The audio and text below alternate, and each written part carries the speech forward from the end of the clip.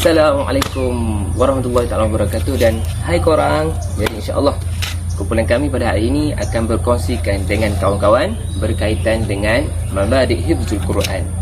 Jadi untuk Mabadik Hifzul Quran ini, pertamanya kita akan berkenalan dengan kelebihan yang ada kepada orang yang menghafaz Al-Quran. Sebagaimana Allah Subhanahu Wa Taala berfirman dalam ayat yang ada dalam Al-Quran, iaitulah a'udzubillahi minasyaitonirrajim, inna nahnu nazzalna dzikra wa inna lahu lahafizun. Yang bermaksud sesungguhnya kamilah yang menurunkan Al-Quran dan kamilah yang menjaganya. Ini Allah lah yang menjaga.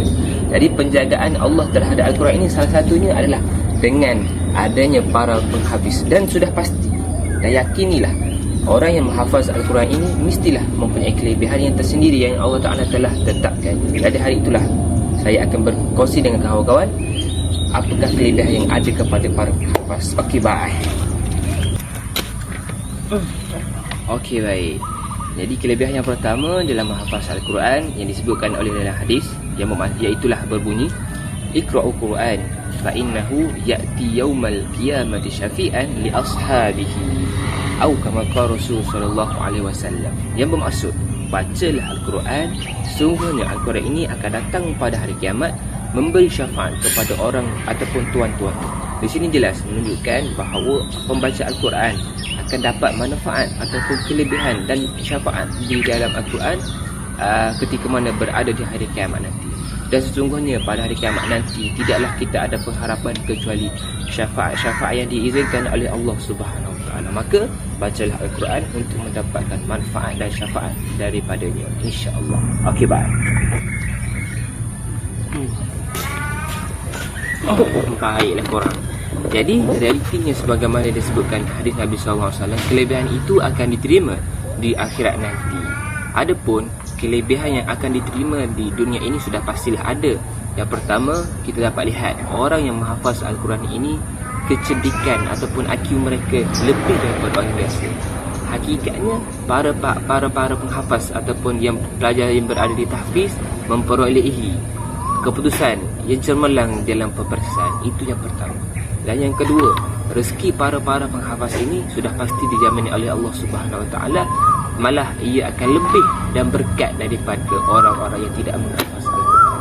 Jadi sekadar itu dululah untuk kelebihan yang para penghafaz Al-Quran. Jadi wallahu alam. Assalamualaikum warahmatullahi wabarakatuh. Hai korang, saya Aisyah. Saya nak cerita tentang adab-adab hifzul Quran. Mesti korang tak tahu kan? Okey, yang pertama kita kena cari dulu kiblat. Mana kiblat? Sana. Okey, yang kedua, baca secara tartil. Macam mana tartil? Korang jangan tergopoh-gapah. Orang cakap slow and steady. Yang ketiga pula, perelokkan bacaan suara. Kenapa tu? Supaya orang yang dengar kita baca Quran tertarik untuk baca Quran dan untuk tarik orang untuk masuk Islam. Korang ingat tak apa yang Ustazah Hasfani ajar? Dam didadadam. Assalamualaikum dan hai korang. Okey, sebelum menghafaz, tahu tak kaedah-kaedah menghafaz macam mana? Jadi dekat sini saya akan terangkan 4 poin kaedah menghafaz. Yang mana yang pertama ialah kaedah talaki. Kaedah talaki ni sudah diguna pakai oleh baginda Nabi Muhammad SAW apabila menerima wahyu pertama baginda, iaitu daripada malaikat Jibril di Gua Hira. Iaitu surah apa? Surah Al-Alaq. Iaitu kaedah talaki ni di mana penghafaz akan membaca bacaan beliau dekat guru ataupun qari. Kemudian beliau juga akan mendengar balik bacaan guru tu dan cuba untuk membaca sehinggalah penghafaz tu ingat dengan lancar dan betul.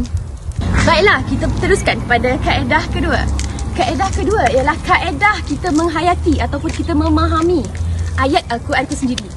Bila kita menghayati dan juga memahami, apa akan jadi? Kita akan lebih memahami dan juga cuba untuk membawakan ayat Al-Quran tu dengan apa yang kita faham. Sama ada dalam nada sedih, gembira, tegas dan sebagainya. Mengikut bacaan Taranu. Yang ketiga, apa kaedah yang ketiga? Kaedah kita ulang-ulang balik apa yang kita baca. Untuk apa kita ulang-ulang ni? Untuk perkukuhkan lagi bacaan kita. Sama ada baris dia betul ataupun tidak. Dan juga betul ke bacaan kita itu mengikut ayat yang tersusun ataupun tidak. Baiklah, kita dah sampai ke poin yang keempat, iaitu poin yang terakhir untuk kaedah menghafaz. Kaedah pertama yang kita dah tengok tadi iaitu kaedah talaki. Yang kedua ialah kaedah menghayati, dan juga yang ketiga kaedah berulang-ulang. Kaedah keempat ialah kaedah di mana kita menghafaz secara berkelompok. Kaedah berkelompok ni macam mana, guys? Kaedah berkelompok ni di mana terdiri daripada beberapa orang, 3 ataupun 4 orang ataupun ramai lagi, untuk menghafaz ayat Quran, surah. Contohnya, penghafaz ni akan memilih beberapa ayat, kemudian mereka akan menghafaz, kemudian membacanya sambil dipantau oleh orang sekeliling. Dan orang sekeliling tu akan memperbetulkan bacaan penghafaz tu dengan bacaan yang betul, supaya penghafaz tu dapat mengingat dengan lebih lancar. So, itu sahaja untuk kaedah menghafaz Al-Quran. Dapat ke dapat? Hai korang, tadi dah tahu kan adab-adab dengan Al-Quran? Sekarang kita ambil tahu pula apakah cara untuk menjaga hafalan kita. Yang pertama, membaca Al-Quran secara berkala. Macam mana tu? Maksudnya, bila kita nak hafal satu surah tu, kita kena ulang satu ayat tu banyak kali. Contohnya, satu Al-Quran, Bismillahirrahmanirrahim tu sebanyak 5 kali ataupun lebih. Supaya apa? Supaya apa yang kita hafal tu lekat di dalam ingatan dan juga di dalam hati. Yang kedua apa korang? Yang kedua adalah kita sentiasa meluangkan masa dengan Al-Quran. Macam mana tu? Caranya, bila ada masa terluang je, kita sentiasa bawa Al-Quran. Pergi mana-mana pun bawa Al-Quran. Sebab apa? Sebab bila ada masa free je, boleh baca satu ayat pun tak apa. Betul tak? Malam ke, pagi ke, asalkan dengan Al-Quran.